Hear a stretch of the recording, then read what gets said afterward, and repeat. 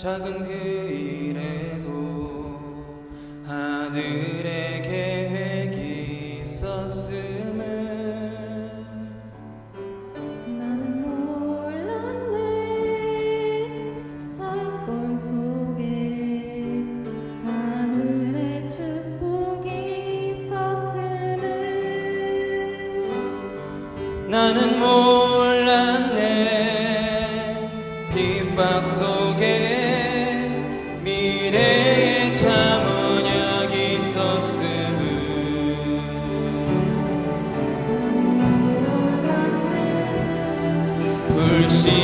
불신앙에도 나를 기다리고 계셨음을. 나는 몰랐네. 매일 항상 나와 함께 계셨음을. 모두가 불평해도 나는 감사를.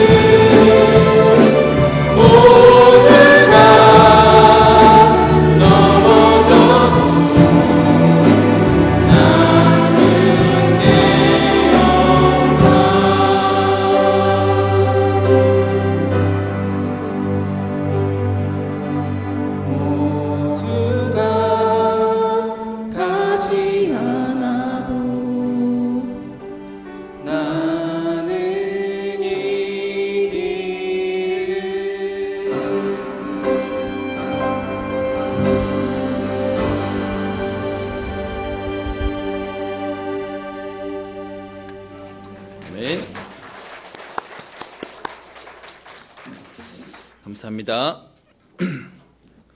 오늘도 예배 오신 여러분들을 주의 이름으로 축복하며 환영합니다. 옆에 있는 분들에게 한번 인사하도록 하겠습니다. 성도님은 소중한 하나님의 사람입니다. 한 번 더 인사하겠습니다. 하나님이 최고 관심 가지는 분이십니다. 아멘.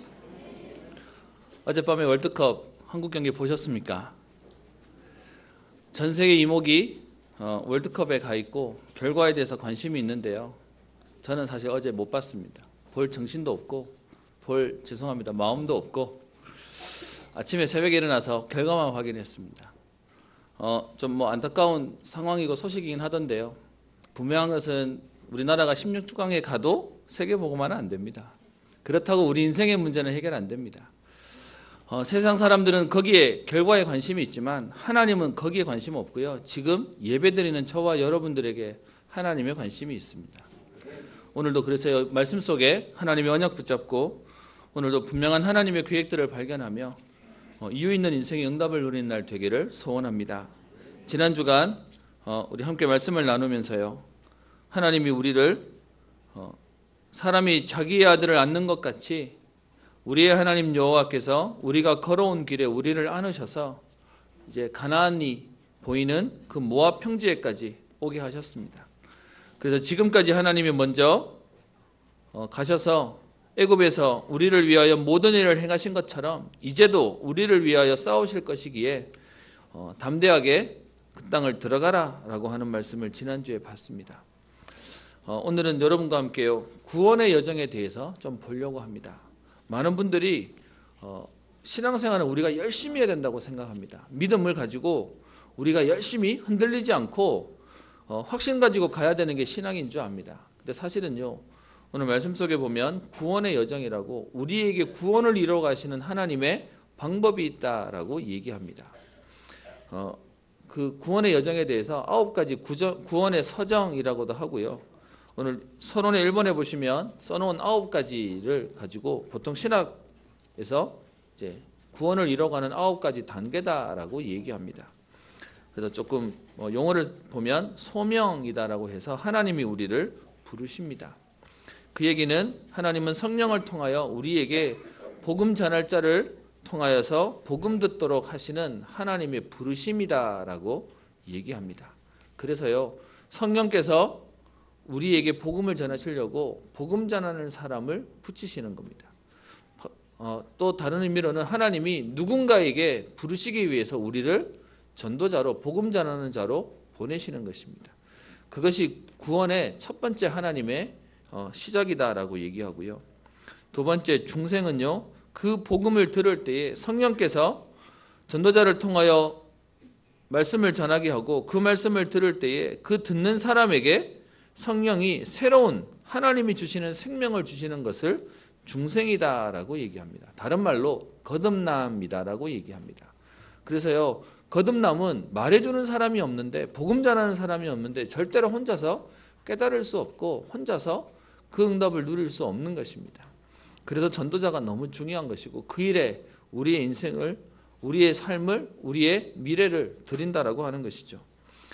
이렇게 하나님이 처음 우리에게 소명과 부르심과 거듭남의 은혜를 주시면 우리들이 이제 우리에게 주시는 하나님의 은혜가 있는데요. 그것이 뭐냐 하면 회심, 회개라고 얘기하는데, 우리에게 새로운 생명이 주어지고 나니까 그동안에 내 안에 있었던 복음 아닌, 그래서 비복음적인 비신앙적인 나의 모습과 내 삶을 돌아보고 그 삶을 이제는 내어버리는 것을 회심이다라고 얘기합니다. 그리고요, 그냥 버리는 것으로 끝나는 것이 아니라 신앙이라고 얘기하는데, 다른 말로는 믿음이라고도 하고 결단이라고 하는데, 이제는 하나님 앞에 예수님을 의지하여 새로운 인생의 응답으로 예수님을 바라보고 예수님을 의지하고 살겠다라고 하는 것을 믿음, 신앙이다라고 얘기합니다. 그래서요, 믿음의 대상을 모르고 믿음의 내용을 모르고 믿는다는 것은 사실은 허공을 향해서 달리는 것하고 똑같습니다. 이렇게 우리에게 하나님은 부르심과 거듭남과 그리고 회심과 신앙의 믿음을 갖게 하시고 난 이후에 그때부터 하시는 하나님의 역사가 있는데요. 그것이 뭐냐? 우리를 죄인에서 우리를 의인으로 의롭다 하신다라고 얘기합니다. 우리가 믿음으로 결단만 했는데, 회개하고 결단만 했는데 하나님은 우리를 의로운 자다라고 칭하십니다. 그리고요, 그런 우리를 입양이라고 썼는데 다른 말로 얘기하면 양자를 삼으십니다. 전에는 죄의 종이었는데 이제는 우리를 하나님의 자녀로, 아바 아버지라 부를 수 있는 양자로 우리를 삼으신다라고 얘기합니다. 이렇게 하나님의 자녀가 되고 난 뒤에 우리에게 주시는 응답이 뭐냐? 우리의 나쁜 성품들이, 우리의 나쁜 고질적인 체질들이 하나님이 주시는 하나님의 의로운 새로운 성품으로 바뀌어가는 것을 성화되어 간다라고 얘기하는데요. 성화는 내가 하는 게 아니라 성령께서 우리를 만들어 가신다라고 얘기합니다. 그리고 우리가 연약하고 부족한 줄 아시고 우리를 끝까지 책임지신다는 의미로 견인이라는 말을 쓰고요. 이것이 우리를 이 땅에서 구원받은 구원받은 사람들을 이끌어 가시는 하나님의 방법입니다. 그리고 제일 마지막 영화는 우리를 완전히 거룩히 하시는 축복 속에 들어가는 것인데요. 이 영화는 보통 우리가 죽을 때 그리고 우리가 천국으로 부름받을 때서야 완전해지는, 다른 말로 이 땅에 있을 때는 인간의 몸을 입고 있기에 조금 불완전하고 또 약한 모습들 속에 있는 우리를 저 천국에 데려갈 때는 완전한 모습으로 데려간다고 영화다라고 얘기합니다. 여러분, 이 9가지를 가지고 얘기하는데 누가 이단이라고 얘기하면 그 사람이 이단입니다. 이건 저희 교회가 말하는 게 아니고 성령이 말하는, 신학이 말하는 9가지를 얘기하고 있습니다. 좀 여러분 어려우실 텐데요. 좀 쉽게 얘기하겠습니다. 저도 사실 강단에서 신학 얘기하는 게 좀 불편하고 조심스러운데 로마서 8장 29절 30절에 하나님의 사람으로 부르시면서 그것을 줄여서 몇 가지로 얘기합니다. 하나님 어떻게 하시냐? 여러분, 우리가 어느 날 갑자기 구원받은 게 아닙니다. 어느 날 갑자기 우리가 믿어진 게 아니고 하나님은 로마서 8장 29절에 이렇게 얘기합니다.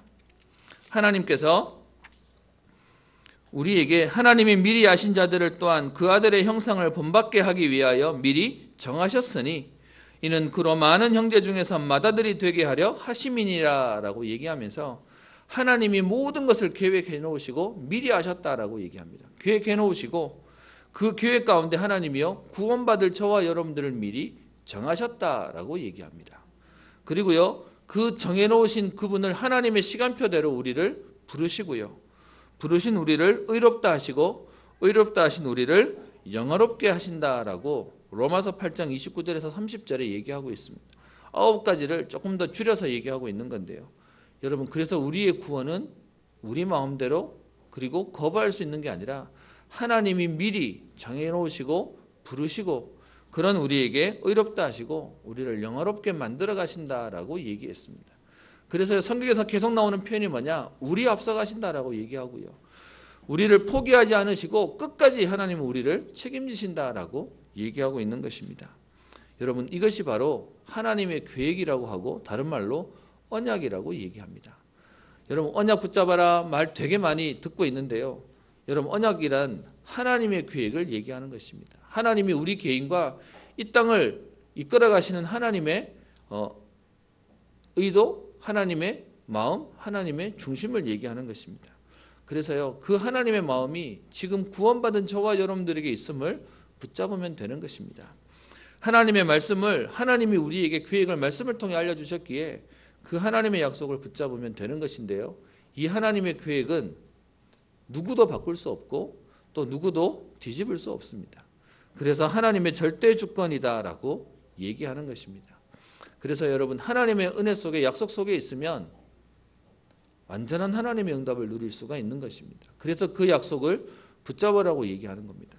여러분, 나는 약한데 하나님은 그 말 한마디도 1.1도 변하지 않으시기에 오늘도 하나님 약속 속에 있는 저와 여러분들을 하나님은 분명하게 성취하며 응답되게 하실 것입니다. 그런 가운데 이스라엘 백성이 지금 출애굽해서 광야 40년을 지나 가나안 땅에 보이는 모압 땅에 오게 된 것입니다. 여러분, 그들이 불신앙했지만, 그들이 또 불평하고 원망했지만 하나님의 언약은 바뀌는 게 아니거든요. 인간이 좀 못 따라왔다고 하나님의 약속을 바꾸시는 하나님이 아니시거든요. 그래서요, 여러분, 현장에 많은 사람이 없다 할지라도요, 괜찮습니다. 우리는 자꾸 그런 부분에 영향을 받게 되는데 하나님은 분명히 그 일을 하시는데요. 대부분 사람들이 그 일을 안 한다면, 바꿔서 얘기하면 그 일을 하는 우리는요, 유일성의 응답을 받는 것입니다. 다른 사람이 가지 않는다 하더라도요, 우리는 그 언약 속에 있다면 하나님은 그 언약을 붙잡은 자를 통해 하나님의 일을 이루시는 것입니다. 그래서 환경에 속을 이유가 없고요, 분위기에 우리가 속을 이유가 전혀 없는 것입니다. 오늘 신명기 2장으로 돌아가서요, 지난 주간에는 38년 동안 가데스 바네아에서 불신앙하는 정탐꾼으로 인하여 불평하고 원망하는 내용이 나와 봤습니다. 그 일 이후에 오늘 2장 1절을 보시면 우리가 방향을 돌려 여호와께서 내게 명령하신 대로 홍해길로 광야에 들어가서 여러 날 동안 세일산을 두루 다녔더니라고 얘기합니다. 불신앙 12명의 정탐꾼 가운데 10명의 불신앙으로 인하여 38년의 불신앙을 하고 난 이후에 그들에게 오늘 하나님이 말씀하시는 내용이 2장 2절에 얘기합니다. 여호와께서 내게 말씀하여 이르시되라고 얘기합니다. 아까 말씀드렸던 하나님의 계획은 바뀌지 않습니다. 불신앙했기에 한 세대가 바뀌어지는 일이 생겼음에도 불구하고 하나님은 하나님의 일을 이루시거든요. 그래서 오늘 여호와께서 모세에게 말씀하여서 오늘 3절에 얘기합니다. 너희가 이 산을 두루 다닌 지 오래니 돌이켜 북으로 나아가라 라고 얘기합니다. 어떤 면에서는 지금 38년 만에 이스라엘 백성에게 하나님이 가나안 땅으로 향하도록 만드시는 것입니다. 혹 여러분들이 언약 붙잡고 신앙생활하고 지금껏 기도하시는데 여전히 안 되는 여러분 가정에 가정복음화, 가문복음화 아니면 자녀와 남편을 놓고 기도하시는 분들 계십니까? 하나님은 분명히 하나님의 일을 이루십니다. 오늘 그 얘기를 계속 나눌 텐데요. 시간이 오래 걸렸기 때문에 우리 스스로 자꾸 우리는 포기하려고 하는데 오늘 2장 2절에 여호와께서 말씀하셔서 오래 있었는데 이제는 북으로 가라 라고 얘기합니다. 그러면서 4절부터 이스라엘 백성에게 그 가나안으로 가야 되는 여정 가운데 오늘 뒤에 37절까지 얘기하는데요. 큰 의미로는 두 가지를 얘기하고 있습니다. 4절부터 23절까지는 그 길을 가는 동안 그들과 다음에서 말하는 새 족속하고는 다투지 말라라고 얘기하고 있고요. 그리고 그 뒤에 24절부터는 그리고 그 나머지 아르논 골짜기를 지나고 난 이후에는 그 사람들과 그들과 전쟁하고 그 땅을 차지하고 기업으로 삼으라라고 하는 내용을 말하고 있습니다.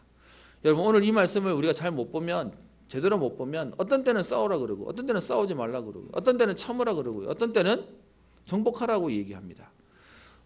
많은 사람들이 얘기하더라고요. 우리의 인생은 태어나는 것과 죽는 것 사이에 선택의 문제다라고 얘기하는데요. 오늘 말씀 가운데 하나님의 인도가 무엇인지 하나님의 언약이 무엇인지 우리가 어떻게 인도받아야 하는지에 대한 부분들을 함께 찾았으면 합니다. 4절부터 보시겠습니다. 4절에 너는 또 백성에게 명령하여 이르기를이라고 하면서 북으로 나아가라. 지금 여기서는 가데스 바니아가 남쪽에 있어요. 그래서 그 북쪽으로 올라가야 되는 그 길을 따라 이스라엘 백성들로 올라가라라고 얘기합니다. 근데 올라가는 길 가운데 오늘 4절에 얘기하시기를 너희는 세일산에 거주하는 너희 동족 에서의 자손이 사는 지역으로 지날진대 그들이 너희를 두려워하니 너희는 스스로 깊이 삼가고 그들과 다투지 말라라고 얘기합니다. 이스라엘 백성이 지금 가는 그 길 속에 에돔 족속 에서의 후손들이 지금 세일산 지역에 거주하고 있습니다. 사실 그 길이 굉장히 좋은 길이라고 민수기 20장에 보면 왕의 길이라고 설명되어 있는데요. 그 좋은 길을 놔두고 하나님이 그 옆으로 지나가라고 얘기합니다. 그 말이 오늘 5절에 나오는 그들과 다투지 말라라고 얘기하면서요. 가라고 얘기하시는 것입니다. 그러면서 오늘 하시는 말씀이 뒤에 있는데요. 그들의 땅은 5절입니다. 한 발자국도 너희에게 주지 아니하리니 이는 내가 세일산을 에서에게 기업으로 주었음이니라 라고 얘기합니다. 그래서 그 땅은 에서에게 준 땅이니까 너희들에게 줄 땅이 아니니까 그 땅을 다투어서 뺏지 마라 라고 얘기하는 겁니다. 그러면서 6절에 어떻게 표현합니까? 너희는 돈으로 그들에게서 양식을 사서 먹고 돈으로 그들에게서 물을 사서 마시라 라고 얘기합니다. 다른 말로 얘기하면 가나안 땅을 가는 것 속에 있는 지금 만나는 요 세일 땅은 너희 거 아니니까 여기는 탐내지 말고 욕심내지 말고 그리고 필요한 게 있으면 정식으로 구해서 먹어라 라고 얘기하는 겁니다. 그러면서요 7절에 하나님이 한마디 더 하십니다. 내 하나님 여호와께서 내가 하는 모든 일에 네게 복을 주시고 내가 이 큰 광야에 두루다님을 알고 내 하나님 여호와께서 이 40년 동안을 너와 함께 하셨으므로 내게 부족함이 없었느니라 하시기로 라고 얘기합니다. 무슨 말입니까? 이스라엘 백성이 가기에 사실 여기 있는 세일 땅, 이 땅도 좋은 땅이었답니다. 그러다 보니까 이 좋은 땅을 보고 탐낼까 봐 하나님이 뭐라고 얘기하시냐? 너희들이 광야 40년 있는 동안 하나님이 부족함 없이 했지 않냐? 부족함 없이 하셨던 하나님이 지금 이 땅은 필요 없다고 얘기하니까 욕심내지 마라 라고 말씀하시는 겁니다. 그런데 이렇게만 말씀하시는 게 아니고 8절에 보시면 두 번째 또 얘기를 합니다. 우리가 세일산에 거주하는 우리 동족 에서의 자손을 떠나서 이제 그 다음에 만나게 되는 아라밧을 지나고 엘랏과 에시온 개별 곁을 지나 행진하고 돌이켜 모압 광야로 지나갈 때에 9절에 보시면 여호와께서 내게 이르시되 모압을 괴롭히지 말라. 그와 싸우지도 말고 그 땅을 내가 내게 기업으로 주지 아니하리니 이는 내가 롯 자손에게 아르를 기업으로 주었음이라 라고 얘기합니다. 지금 에돔 족속에 있는 그 땅도 지나가라. 그 땅도 너에게 줄 거 아니니까. 그리고 두 번째 만나게 되는 모압 땅도 너에게 줄 거 아니니까 싸우지 말고 지나가라 라고 얘기합니다. 여기서 나오는 모압이 누굽니까? 창세기 19장에 보면 아브라함의 조카 롯이 나옵니다. 그 롯의 두 딸이 소돔과 고모라 멸망할 때 도망 나와서 아버지가 술을 먹을 때 자기들의 후손을 만들겠다고 해서 남긴 자녀들이 모압 자손과 암몬 자손입니다. 그 자손에게도 하나님은요 기업으로 약속하신 땅이기 때문에 너에게 주지 않을 거니까 싸우지 말고 다투지 말라라고 합니다. 여러분 우리는 그냥 싸우지 말라고 하면 그래 싸움 안 하고 가면 되지라고 생각할 텐데요. 싸움 안 하려고 어떻게 되냐? 피해 가야 돼요. 돌아가야 돼요. 그래서 여러분 민수기 21장에 보면 이스라엘 백성이 불뱀에 물려서 고통당하는 사건이 나오는데 그 사건의 배경이 뭐냐? 이렇게 싸우지 말고 돌아가라고 얘기하니까 빙 돌아가는 그들이 편한 길, 좋은 길, 어떤 면에서는 잘 돼 있는 길을 보고 돌아가야 되니까 그들의 마음속에 뭐가 생깁니까? 불평이 생기는 겁니다. 저 길이 더 좋아 보이는데 왜 이 좋은 길 놔두고 이렇게 돌아가야 되라고 해서 그들이 불평하다가 불뱀에 물리는 사건이 거기서 나옵니다. 오늘 여기서 단순히 싸우지 말라고 하니까 나는 평화주의자라 안 싸우는 게 얼마나 좋은가 하시는 분 계실지 모르겠는데 이 말은 그들을 피해서 가라고 얘기하는 겁니다. 그것 때문에 내가 더 번거로운 겁니다. 그게 불편한 겁니다. 그렇게 해서 하나님은 말씀하시기를 지금 그 땅도 너에게 줄 땅이 아니니까 그 얘기는 다른 말로 얘기하면 뭐죠? 가나안 땅이 우리에게 주실 땅이니까 지금 가는 데 있는 그 중간에 있는 그것 때문에 신경 쓰지 말고 본론해라. 본론으로 가라 라고 얘기하는 겁니다. 그리고요 그 뒤에 보시면 오늘 17절입니다. 여호와께서 내게 말씀하여 이르시되 내가 오늘 모압 평경 아르를 지나리니 이제 에돔 족속 모압 족속을 지나고 난 뒤에 그 다음 있는 족속이 어디냐? 거기가 암몬 족속입니다. 여러분 이렇게 말하면 그림 안 그려지시죠? 여러분 성경 뒤에 있는 지도에 보시면 첫 번째 지도가 출애굽의 여정에 대한 그림을 그려놨습니다. 거기를 보시면 홍해 있는 거기 가데스 바네아와 세일산에서 쭉 올라가는 과정 속에 차례대로 에돔 족속 그리고 모압 족속, 암몬 족속 이렇게 쭉 나올 겁니다. 지금 고기를 지나가는데 오늘 19절에 얘기합니다. 암몬 족속에 가까이 이르거든 그들을 괴롭히지 말고 그들과 다투지도 말라. 암몬 족속의 땅은 내가 네게 기업으로 주지 아니하리니 이는 내가 그것을 롯 자손에게 기업으로 주었음이니라 라고 얘기하고 있습니다. 지금 하나님께서는요 지금 분명히 우리 1장에 봤던 내용 속에 들어가서 그 땅을 차지하라고 얘기하셨고 지난주 말씀 가운데서도 이제도 너희를 위하여 싸우실 것이다 라고 얘기했는데 그런데 그 가나안 땅을 하나님 주시는 거지 지금 이 땅에는 하나님이 너희를 기업으로 주는 거 아니니까 욕심내지 마라 라고 얘기하고 있는 겁니다. 여러분 이 본문을 우리는 어떻게 이해해야 되겠습니까? 무슨 말이냐 하면 우리의 생각에는요 요게 응답으로 오면 훨씬 더 좋을 것 같습니다. 제가 성도님들을 만나보니까 뭐가 보이냐 너무 신앙이 좋고 너무 믿음이 좋고 하나님한테 쓰임받고 헌신하고자 하는 마음이 있는 분인데요. 그분한테는 가정이 약하네요. 경제가 약하네요. 건강이 약하네요. 이것 때문에 쓰임받지 못하는 경우도 너무 많이 보게 됐습니다. 또 어떤 경우는 너무 신앙이 좋은 분인데 자녀를 낳았는데 자녀가 장애가 있네요. 아프네요. 그러다 보니까 평생 이 아이 케어하는데 시간을 써야 되는 부분도 보게 됩니다.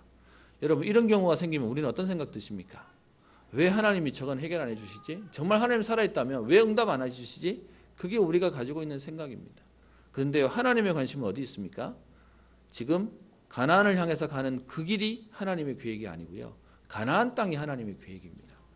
그러니까 가나안 땅 가기 전까지 중간에 있는 다른 일 때문에 어떤 면에서는 힘 빼지 마라. 그것 때문에 지금 싸우지 마라. 다투지 마라.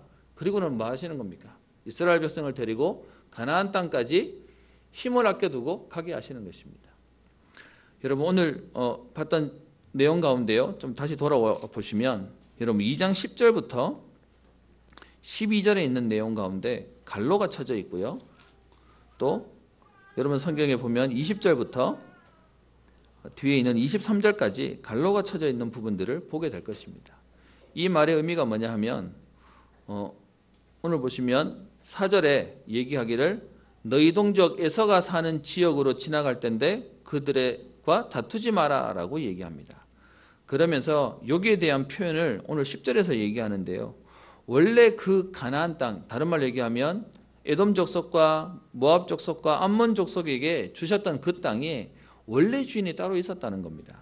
그래서 10절 보시면 이전에는 에밈 사람이 거기 거주하였는데 그런데 그 족속은 아낙 족속같이 강하고 많고 키가 큰 굉장히 강한 족속이었는데 11절 그들은 아낙 자손과 같이 르바임이라 불렀는데 12절 호리 사람도 세일에 거주하였는데 에서의 자손이 그들을 멸하고 그 땅에 거주하게 하였으니 이스라엘이 여호와께서 주신 기업의 땅에서 행한 것과 같았느니라. 무슨 말입니까? 원래 그 땅에 있었던 굉장히 힘이 있었던 지금 에밈 족속이 있었는데 하나님의 계획 때문에 하나님의 의도 때문에 지금 그들이 쫓겨나고 에돔 족속이 그 땅을 차지한 거야. 그렇게 하셨던 것처럼 하나님의 계획이어야 되는 것이니까 지금 너희들에게 그 땅을 아무리 뺏으려고 해도 하나님이 계획하셔야 되는 거니까 안 된다라고 얘기하고 있는 겁니다. 그 내용이 뒤에 있는 20절에도 얘기하고 있죠. 이것도 르바임의 땅이라 하였나니 전에 르바임이 거기 거주하였고 21절 그 백성은 아낙 족속과 같이 강하고 많고 키가 컸지만 여호와께서 암몬 족속 앞에서 그들을 멸하셨으므로 암몬 족속이 대신하여 그 땅을 거주하게 되었다. 그러면서 22절 얘기하죠. 마치 그렇게 강한 족속이 있었는데 지금 에돔과 모압과 암몬이 그 땅에 거주하는 것처럼 마치 세일에 거주한 에서 자손 앞에 호리 사람을 멸하신 것 같이 그들이 호리 사람을 쫓아내고 대신하여 오늘까지 거기에 거주하였고 23절 갑돌에서 나온 갑돌 사람 여기서 말하는 갑돌이요 블레셋 사람들을 얘기합니다. 이번에 조사를 좀 해봤더니 여러분 블레셋 팔레스틴이라고 하는 그 말의 원어가 크레타 섬에 있는 사람들이 그 지역에 와서 원주민이 되면서 블레셋이라는 이름이 붙었답니다. 그런데 그 블레셋 사람들이 원래 있었던 크레타 섬을 버리고 팔레스틴 지역에 와서 그 섬에 있던 아위 사람을 멸하고 그들을 대신하여 거기에 거주하였던 것처럼 이제 너희도 그 가나안 땅을 점령하게 될 것이다 라고 하는 부분을 말씀하고 계시는 것입니다. 여러분 그래서 오늘 말씀 속에 우리는 봐야 될 게 있습니다. 내 생각에는 이게 더 편하고 저게 더 편한 것처럼 생각하는데요. 하나님은 그것을 우리에게 허락지 않으실 때가 있습니다. 저는 많은 불신자들이 하나님을 눈에 안 보이는 하나님을 모욕하고 어떤 면에서는 하나님을 망령되이하는 것들을 보게 됩니다. 하나님 살아계신데 왜 저 사람은 저렇게 안 좋고 왜 예수 믿는 저런 사람은 사기꾼이고 왜 저 사람 저렇게 악하냐라고 사람들이 얘기합니다. 여러분 그러면 우리 생각에 그런 마음 안 드십니까? 제가 옛날에 많이 들었고 많이 했던 말이 뭐냐 하면 여러분 용서하십시오. 그냥 옛날에 했던 말입니다. 귀신은 뭐 하는지 몰라 저런 인간 안 잡아가고 그게 제 옛날 마음이었습니다. 제가 봐도요 예수 믿는 사람이 다 착하지만 않고요 오히려 예수 믿는다고 접근해놓고 뒤로 사기치는 사람도 너무 많았습니다. 그러다 보니까 불신자가 욕하는 정도가 아니라 믿는 사람이 욕하는 정도가 아니라 불신자들도 손가락질하는 사람들도 많이 보게 됩니다. 그래서 지금도요 많은 사람들이 뭐 하냐면 믿는 사람들 중에 잘못하는 사람들을 보고 시험 들고 그것 때문에 무너지고 그것 때문에 못 믿겠다는 사람도 되게 많습니다. 저도 그거 볼 때마다 하나님 저런 사람은 좀 이렇게 싹 데려갔으면 좋겠는데 뭐 그래서 옛날에는 귀신은 뭐 하는지 몰라 지금은 좀 바뀌었어요. 하나님은 왜 저런 사람 안 건드리고 가만히 있지? 그게 제 마음입니다. 근데 오늘 말씀 가운데요 오늘 지나가는 에서와 그리고 에돔 족속과 모압 족속과 암몬 족속을 건드리지 말랍니다. 여러분 하나님이 그들에게 기업이 있다라고 얘기하지만 여러분 실제로 성경을 확인해 보시면 이들을 멸하시겠다라고 하는 내용이 성경 속에 나와 있습니다. 어디에 보시면 되냐면 민수기 28장에 보면 이들을 멸하신다라고 하는 내용들을 성경에 기록하고 있는 부분이 나옵니다. 잠깐 한번 볼까요? 민수기 28장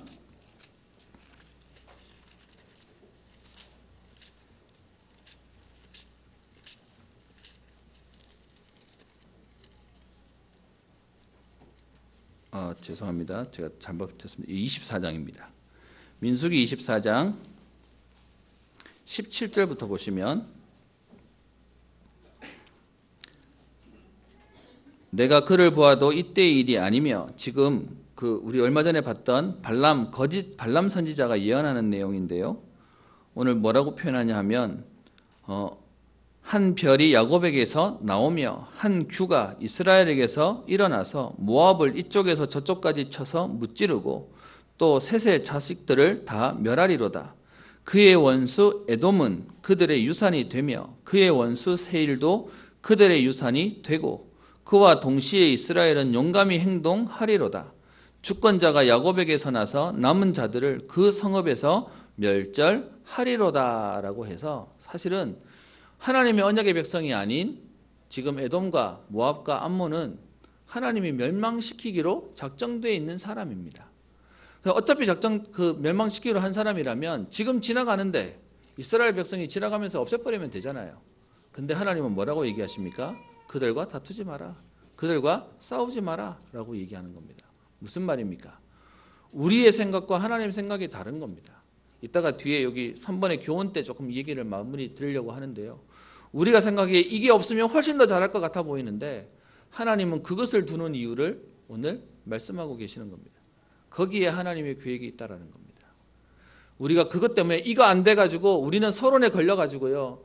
이것 때문에 저것 때문에 불평하고 원망하고 준자한자할 이유가 없습니다. 왜요? 우리는 가나안을 가야 됩니다. 하나님이 약속하신 그 언약의 현장으로 들어가는 것입니다. 그래서 그들과 싸우지 말라라고 얘기합니다.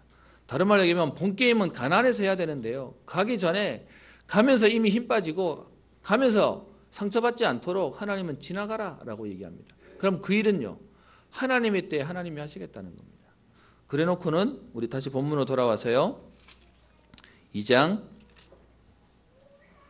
24절입니다. 너희는 일어나 행진하여 아르논 골짜기를 건너 내가 헤스본 왕 아모리 사람 시온과 그의 땅을 내 손에 넘겼은즉 이제 더불어 싸워서 그 땅을 차지하라라고 얘기합니다. 오늘 제목을 여기서 따왔습니다. 앞에 있는 에돔 족속과 모압 족속과 암몬 족속은 싸우지 말고 지나가라고 얘기했는데요. 오늘 24절에 나오는 아르논 골짜기 여기가 가나안의 경계가 시작되어지는 겁니다. 그러다 보니까 이제 가나안 땅 들어와서는 뭐하라 그럽니까? 이제는 본격적으로 하나님이 주신 그 현장은 오늘 싸워서 그 땅을 차지하라라고 얘기합니다. 앞에는 싸우지 말라 그러고요. 뒤에는 싸우라라고 얘기합니다.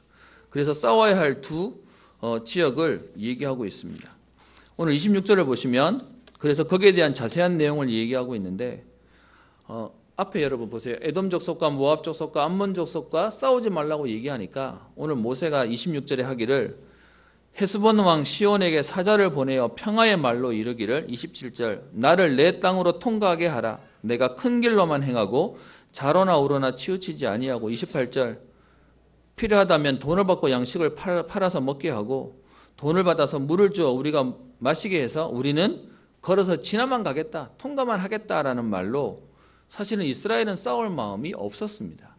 그런데 오늘 29절에 얘기하죠. 우리가 세일에 거주하는 에서 자손과 아르에 거주하는 모압 사람이 우리에게 행한 것처럼 우리가 지금 요단을 건너서 하나님이 우리에게 주시고자 하는 가나안 땅에 갈 수 있도록 그냥 우리를 지나가게 해달라라고 얘기하는 겁니다. 그런데 하나님의 계획은 참 신기합니다. 앞에서는 싸우지 말라 그러고요. 뒤에서는 안 싸우겠다고 얘기하는데 30절에 뭐라고 되어 있습니까? 헤스본 왕 시온이 우리가 통과하기를 허락하지 아니하였으니 이는 내 하나님 여호와께서 그를 내 손에 넘기시려고 그의 성품을 완강하게 하셨고 그의 마음을 완고하게 하셨음이 오늘날과 같으니라라고 얘기합니다. 지금은 싸울 마음이 없는데 그 왕이요. 아니 그냥 못 보내주겠다라고 얘기하는 겁니다. 그래서 31절에 그때 여호와께서 내게 이르시되 내가 이제 시온과 그의 땅을 내게 넘기노니 너는 이제부터 그의 땅을 차지하여 기업으로 삼으라 하시더니라고 해서 이제부터 싸움이 시작되어지는 겁니다. 그래서 33절 우리 하나님 여호와께서 그를 우리에게 넘기심에 우리가 그와 그의 아들들과 그의 모든 백성을 쳤고 34절 그때 우리가 그의 모든 성읍을 점령하고 그의 각 성읍을 그 남녀와 유아와 함께 하나도 남기지 아니하고 진멸하고 35절 그 가축과 성읍에서 탈취한 것을 소유로 삼는 응답을 하나님은 주시는 것입니다. 앞에는 못 싸우게 하고 뒤에는 싸우게 하는데 그냥 싸우는 정도가 아니라 완전히 박살내버리고 승리하도록 하나님이 만드십니다.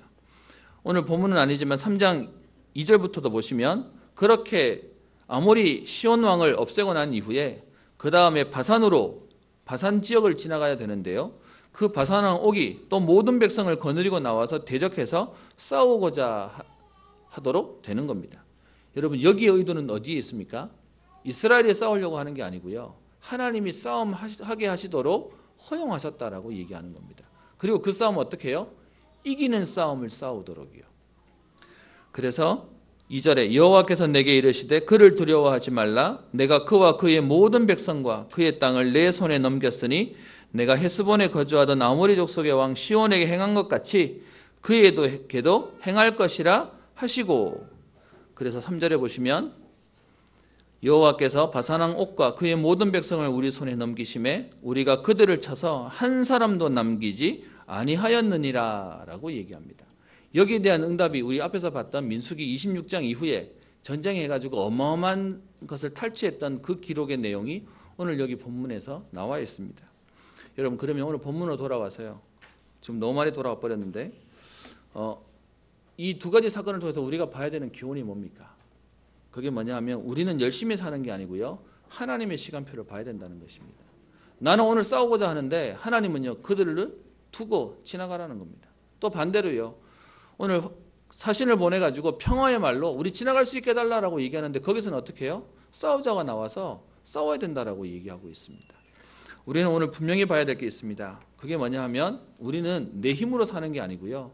하나님이 우리에게 주신 언약대로 하나님의 인도대로 사는 것입니다. 그래서 오늘 제가 서론으로 구원의 여정이라는 얘기를 한 것은 여러분 우리가 여기까지 온 게 내 힘으로 온 게 아니고요. 또 우리 힘으로 여기까지 온 게 아니기 때문에 앞으로 우리가 가야 할 걸음도 우리 힘으로 가는 것이 아니라 하나님이 가게 하실 것입니다. 이 일 속에 사단은 계속 막을 것이고요. 하나님은 계속 우리에게 응답하시고 인도하실 것입니다. 그래서 결국은 가게 될 건데 우리가요 모르고 가는 게 아니라 알고 인도받자고 얘기하는 겁니다. 그래서 여러분 민수기 아까 봤던 24장 18절부터 19절에 있는 내용 속에 사실은 에돔 족속, 모압 족속, 암몬 족속은 에돔은 에서의 다른 이름이 에돔이라고 얘기합니다. 이 세 족속은 사실은 멸망하도록 만들어져 있는데 하나님이요 그때를 두고 남겨놓으신 것입니다. 그래서 여러분 전도서 3장 1절부터 11절에 이런 표현이 있죠. 범사에 기한이 있고 천하만사에 다 때가 있나니 날 때가 있고 죽을 때가 있으며 심을 때가 있고 심은 것을 뽑을 때가 있으며 죽일 때가 있고 치료할 때가 있으며 헐 때가 있고 세울 때가 있으며 울 때가 있고 웃을 때가 있으며 슬퍼할 때가 있고 춤출 때가 있으며 돌을 던져버릴 때가 있고 돌을 거둘 때가 있으며 안을 때가 있고 안는 일을 멀리할 때가 있으며 찾을 때가 있고 잃을 때가 있으며 지킬 때가 있고 버릴 때가 있으며 찢을 때가 있고 꿰맬 때가 있으며 잠잠할 때가 있고 말할 때가 있으며 사랑할 때가 있고 미워할 때가 있으며 전쟁할 때가 있고 평화할 때가 있느니라 라고 얘기합니다. 그러면서 뒤에요 11절에 하나님이 모든 것을 지으시되 때를 따라 아름답게 하셨고 또 사람에게는 영혼을 사모하는 마음을 주셨느니라. 그러나 하나님이 하시는 일의 시종을 사람으로 측량할 수 없게 하셨도다 라고 얘기하고 있습니다. 총 14번의 때를 얘기하면서요 28번의 경우를 지금 얘기하고 있습니다. 여러분 오늘 있는 여러분 형편 속에 버거우신 분 계십니까? 어려운 분 계십니까? 아니면 버거우신 분 계십니까? 그 모든 것 속에 하나님의 시간표다라고 얘기합니다. 지금은요 분명히 하나님은 하나님의 일을 이루실 건데 지금은 싸우지 말고 지나가라는 겁니다. 그리고요 정말로 우리가 정복해야 되는 가나안 땅에 본게임을 하라고 얘기하고 있는 것입니다. 그래서 저와 여러분들이 오늘 기억하셔야 될 것은 잠언 16장 4절에 이런 표현이 있죠. 여호와께서 온갖 것을 그 쓰임에 적당하게 지으셨나니 악인도 악한 날에 적당하게 하셨느니라 라고 얘기합니다. 그래서 혹시 여러분들을 괴롭히거나 여러분을 어렵게 하고 힘들게 하는 사람이 있습니까? 여러분 미워하지 마시고 하나님이 여러분에게요 이유가 있어서 붙이셨습니다. 그리고요 그게 여러분을 망하게 하는 것이 아니라 그것 때문에 오히려 더 하나님을 바라보고 하나님의 응답을 누리도록 하시는 하나님의 계획입니다. 하나님의 시간표를 안다면 우리의 고백은 뭐가 되냐? 하나님의 절대 주권도 아는 겁니다. 시간표는 막을 수 없고요. 시간표가 가는 것도 붙잡을 수 없습니다. 이 모든 일들을 하나님이 하시는 것이기에 우리는 그 속에서 뭐 하면 될까요? 믿음만 고백하면 되는 것입니다.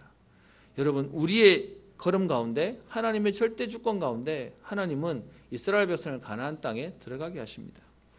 여러분, 마태복음 13장 24절부터 30절에 있는 내용 속에 보면 이런 내용이 있습니다. 예수님께서 비유를 들어 이르시되 천국은 좋은 씨를 제밭에 뿌린 사람과 같으니 사람이 잘 때에 그 원수가 와서 곡식 가운데 가라지를 덧뿌리고 갔더니 싹이 나고 결실할 때에 가라지도 보이거늘 집주인의 종들이 와서 말하되 주여 밭에 좋은 씨를 뿌리지 아니하였나이까? 그런데 가라지가 어디서 생겼나이까? 주인이 이르되 원수가 이렇게 하였구나. 종들이 말하되 그러면 우리가 가서 이것을 뽑기를 원하시나이까? 주인이 이르시되 가만두라. 가라지를 뽑다가 곡식까지 뽑을까 염려하노라. 둘 다 추수 때까지 함께 자라게 두라. 추수 때에 내가 추수꾼들에게 말하기를 가라지는 먼저 거두어 불사르고 단으로 묶고 곡식은 모아 내 곡간에 넣으라 라고 말씀하십니다. 무슨 말입니까? 우리가 생각에 지금 이게 문제고 저게 문제라고 얘기하는데요, 하나님이 그 상황을 다 아신다는 겁니다. 근데 그 가라지를 뽑는 것 때문에 알곡이 다칠까 봐 하나님이 추수 때까지 남겨두신다는 겁니다. 그럼 오늘 여러분께 드리고자 하는 말씀이 뭐냐? 혹시 여러분 지금 당하고 있는 문제 있습니까? 그것 때문에 내가 어려움 당하고 그것 때문에 내가 망할 것 같습니까? 아니요. 하나님이 그냥 두라는 겁니다. 마지막 때에 하나님이 정리하고 심판하시겠다는 겁니다. 여러분, 그것 때문에 우리가 이 사실을 알면 누구를 미워할 이유도 없고요, 누구 때문에 상처받을 이유도 없습니다. 하나님이 하시는 일들 가운데 우리에게요 응답으로 만들어 가신다는 겁니다. 하나님의 절대 주권 가운데 우리에게 은혜로 이 모든 것들이 합력하여 선을 이루는 응답을 약속하시고 말씀하시는 것입니다. 그래서 남들이 보면 예수 믿는 사람들이 되게 힘이 없어 보입니다. 왜요? 문제를 만나면 불신자들은 그 문제를 해결하려고 몸부림을 쳐서 해결해버리잖아요. 사실 정확히 말하면 해결 안 되는 거지만, 그런데 신자는 그 상황에 오면 그냥 바보처럼 기도만 하고 있어요. 그러니까 불신자가 쳐다보기에는 힘이 없고 무기력하고 그리고 아무 능력이 없는 것처럼 보이는 겁니다. 여러분, 우리는 그걸 해결 안 하는 게 아니고요, 그것 또한 하나님 손에 있음을 인정하고 하나님이 이것 통해서 역사하시는 것을 믿고 우리는 인도받는 것입니다.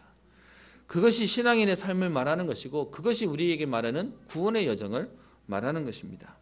그래서 여러분, 하나님의 시간표를 알고 하나님의 절대 주권을 알면 우리가 할 일은 뭐밖에 없습니까? 그냥 이 사실을 인정하고 믿으면 되는 것입니다. 그러면요, 그 믿음에 따르는 당연히 따라오는 결과가 뭐죠? 순종하는 것이고요, 하나님이 하실 거니까, 하나님 시간표대로 이루어질 거니까요. 그래서 우리는 성령 인도만 받으면 되는 것입니다. 제가 오늘 말씀을 전하면서도 되게 복잡해진다는 생각이 들어서 좀 조심스러운데요, 오늘 말씀의 여기를 보시면 좀 명확해지실 것입니다. 여러분, 오늘 2장 36절을 보십시다. 신명기 2장 36절을 보시면 이렇게 되어 있습니다. 우리 하나님 여호와께서 그 모든 땅을 우리에게 넘겨주심으로 아르논 골짜기 가장자리에 있는 아로엘과 골짜기 가운데 있는 성읍으로부터 길르앗까지 우리가 모든 높은 성읍을 점령하지 못한 것이 하나도 없었으나 라고 얘기합니다. 하나님이 지금 우리에게 넘기시겠다고 약속하셔서 그 땅을 싸워서 차지하라고 하는 그 땅은요, 그 성읍 가운데 높은 성읍, 강한 성읍, 힘이 있고 대단한 성읍이 있었음에도 불구하고 하나님이 우리에게 넘겨주시겠다고 약속하신 성읍 가운데 점령하지 못한 것은 하나도 없었다라고 얘기합니다. 그런데 반대로 37절을 보시면요, 그런데 오직 암몬 족속의 땅 야복 강가와 산지에 있는 성읍들과, 지금 여기가 에돔, 모압, 그리고 암몬 자손이 있는 곳이죠. 그곳에 있는 성읍들과 우리 하나님 여호와께서 우리가 가기를 금하신 모든 곳은 내가 가까이 하지 못하였느니라 라고 얘기합니다. 무슨 말입니까? 하나님이 허락 안 하신 데는 가까이 가지도 못했고요, 반대로 하나님이 약속하신 것은 어려워 보이고 힘들어 보이는데도 불구하고 하나님이 하나도 남김없이 점령하게 하셨다라고 얘기하는 것입니다. 그러면 우리는 무슨 싸움하면 되겠습니까? 열심히 해서 얻는다고요? 아니요. 하나님이 약속하신 그 땅에 하나님이 약속하신 그 인도 받으면 이기는 싸움을 싸우는 겁니다. 다른 말로 하나님이 이기는 싸움을 하도록 인도하시는 그 길에 가기만 하면 얻어지는 것이고요. 반대로요, 하나님이 허락하지 않은 것은 우리가 아무리 능력을 가지고 덮쳐도 안 된다라고 얘기하고 있는 것입니다. 그래서 우리의 싸움에 대해서 우리는 분명히 알아야 될 게 있습니다. 그게 뭐냐? 우리의 싸움은 에베소서 6장 12절에 얘기합니다. 우리의 싸움은 혈과 육에 대한 것이 아니요 곧 정사와 그리고 세상의 어둠의 악한 주관자들과 하늘에 있는 악한 영들에 대한 싸움이다라고 얘기합니다. 여러분 혹시 지금 문제 때문에 그 문제를 해결하려고 애쓰는 분 계시지 않습니까? 하나님은 우리에게요, 그 문제 때문에 가나안에 들어가고 세계복음화 응답을 누리시는 그 일에 방해받지 않으세요. 우리가 그것 때문에요, 묶여있고 잡혀있고 불신하고 불평하고 원망할 이유가 없다라고 얘기하는 겁니다. 그럼 우리의 싸움은 무슨 싸움입니까? 영적인 싸움을 싸우는 것을 얘기합니다. 어제 뉴스를 보니까 우리 대구 지역에서 퀴어 축제가 어제 시작되었다는 얘기를 들었습니다. 동성애 축제에 퍼레이드가 있었다라고 얘기하는데요. 예전에는 서울이 먼저 했는데 작년부터 우리 대구가 먼저 하고 그리고 서울은 뒤에 하는 상황이 되었다라고 하는데, 이번에 이 일에 반대하는 사람들이 기독교 단체와 보수 단체들이 그 맞불 작전으로 옆에서 한 2,000명 모여가지고 같이 시위하다가 퍼레이드 하는데 몸으로 막아가지고 충돌이 있었다 뭐 이런 기사를 떴더라고요. 여러분 분명한 건 동성애는 지옥 가야 되는 사람들이 아니라 하나님의 구원 얻어야 될 사람들입니다. 그런데 문제는 그들을 막으려고 가서 맞불 집회하는, 그게 우리가 해야 될 일이겠습니까? 그게 아니고요. 우리의 싸움은 영적인 싸움을 싸우라라고 얘기하는 것입니다. 여러분 혹시 집안에 문제와 사건이 생겼습니까? 그 일 속에 영적인 문제라고 얘기하면 우리는 어디에 집중해야 되겠습니까? 우리는 영적인 우리의 응답이 되시고 우리의 모든 것 되시는 그리스도께 집중하는 것입니다. 그래서 정말 영적인 싸움인 줄 안다면 우리가 열심히 몸부림치고 사는 게 아니고요, 복음 앞에 집중하고 말씀 앞에 집중하고 기도 속으로 들어가는 것입니다. 오늘 여러분 말씀 가운데 계속해서 반복되어지는 표현들이 있는데, 그게요 24절에 나오는 그 땅을 내 손에 넘겼은즉, 그리고 30절에 여호와께서 그를 내 손에 넘기시려고, 또 31절에 그의 땅을 내게 넘기노니, 33절에 우리에게 넘기심에, 36절에 우리에게 넘겨 주심으로, 또 3장 2절에도요 그의 땅을 내 손에 넘겼으니, 또 3절에 우리 손에 넘기심에라고 얘기하면서요, 저와 여러분들의 싸움은 하나님이 이미 약속하신 그 싸움을 싸우는 것입니다. 그러니까요 열심히 했더니 되는 게 아니라 하나님이 움직이시니까 됐다라고 성경은 얘기하고 있습니다. 그래서 여러분 우리가 복음에 집중한다 이 말은 되게 여러분 생각해야 될 부분이 있는 건데요, 그게 뭐냐 하면 하나님이 하시기 때문에 우리가 아무것도 안 하는 게 아니고, 하나님이 하시기 때문에 하나님이 하시는 줄 알고 우리는 거기에 방향을 맞추는 것입니다. 하나님이 하신다는 그 말을 속에 두 가지 잘못된 자세가 있는데요, 하나님이 하신다고 하면서도 아무것도 안 하는 것도 틀렸고요, 반대로 여전히 내가 하려고 애쓰는 것도 틀린 것입니다. 그래서 여러분 오늘 이 하나님의 약속으로 인도함 받으니까 오늘 하나님이 주시는 말씀이 2장 24절 25절의 결론으로 얘기하고 있습니다. 한번 보실까요? 너희는 일어나 행진하여 아르논 골짜기를 건너라. 그러면서요 하나님이 그의 땅을 내 손에 넘겼은즉 이제 더불어 싸워서 그 땅을 차지하라. 여러분 여기서 차지하라는 말의 의미는 열심히 해라가 아니고요, 하나님이 인도받으라고요. 하나님이 싸우지 말라고 한 건 싸우지 말고 하나님이 싸우라고 하는 건 싸우라고 얘기하는 것입니다. 그랬더니 주신 응답이 뭡니까? 25절 얘기합니다. 같이 읽겠습니다. 시작. 오늘부터 내가 천하 만민이 너를 무서워하며 너를 두려워하게 하리니 그들이 내 명성을 듣고 떨며 너로 말미암아 근심하리라 하셨느니라. 아멘. 여러분 우리에게 하나님은 역사하시겠다고 하는데 그 전제 조건이 있습니다. 그게 뭐죠? 하나님의 인도 받아가면요. 그래서 그 하나님의 인도 속에 싸우지 말라고, 다투지 말라고 하는 데서는 다투지 말고 지금 싸우라고 하는 데서는 싸운다면 25절 오늘부터라고 얘기하고 있습니다. 하나님의 인도받는 오늘부터 하나님이 어떤 역사를 주십니까? 천하 만민이 너를 무서워하고 너를 두려워하게 하고 그들이 내 명성을 듣고 떨며 너로 말미암아 근심하리라 라고 얘기하고 있습니다. 시간이 많이 되어서 마치려고 합니다. 여러분 오늘 말씀 가운데 안 보고 지나간 게 하나 있는데요, 여러분 2장 16절을 보시면 이렇게 되어 있습니다. 모든 군인이 사망하여 백성 중에 멸망한 후에라는 단어를 씁니다. 여러분 이스라엘 백성 200만 명이 지금 출애굽해서 가나안을 갑니다. 그들 군인 맞습니까? 오합지졸 아닙니까? 불신하고 불평하고 원망하고. 근데 여기에 대한 근거를 민수기 1장에서 나오는 20세 이상 전쟁에 나갈 수 있는 사람들을 계수했지 않습니까? 그 사람들이 있을 때 가나안 땅을 점령하라고 말하지 않고요. 그들이 오늘 말씀 가운데 얘기하기를 사망하여 다 죽고 멸망한 이후에 하나님은 가라고 얘기합니다. 이유가 뭐겠습니까? 사람이 하는 거 아니라고요. 하나님이 하시는 거라고 얘기하고 있는 겁니다. 그래서 지금 가나안 땅에 대한 그 정복은 우리가 막 싸워서 얻을 게 아니라 하나님이 약속하신 하나님이 싸우는 싸움이기에 우리가 하는 것이 아니다라고 얘기합니다. 그럼 오늘도 우리는 뭐 하면 될까요? 이제 더불어 싸워서 그 땅을 차지하라. 우리가 하는 게 아니라 하나님 약속 붙잡고 나아가면 하나님이 우리에게 주시는 응답을 약속하시는 것입니다.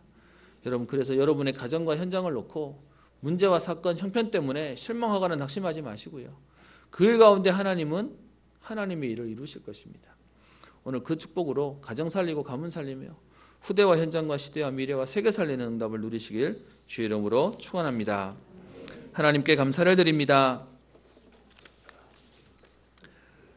오늘 우리에게 성령 인도의 말씀을 주시며 우리의 싸움은 세상에서 말하는 육신적인 싸움이 아닌 영적인 싸움임을 말씀을 통해 주시며 오늘 이 싸움과 성령 인도받는 우리에게 오늘부터 천하 만민이 무서워하며 두려워하며 명성을 듣고 떨게 하며 근심하게 하는 응답을 약속하신 주님, 오늘도 하나님의 절대 주권과 계획을 인정하며 말씀 따라 인도함 받는 전도자의 걸음 되기를 소원합니다.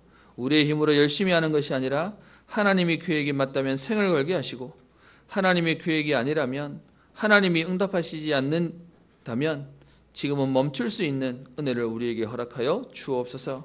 하나님 복음 때문에 우리에게 생을 걸 만한 이유 있는 인생의 응답을 매일 확인하게 하시며 우리보다 더 강한 후대와 제자를 세우는 전도자의 걸음 되게 하옵소서. 감사드리며 살아계신 예수님 이름으로 기도합니다. 찬송가 415장 찬양합니다.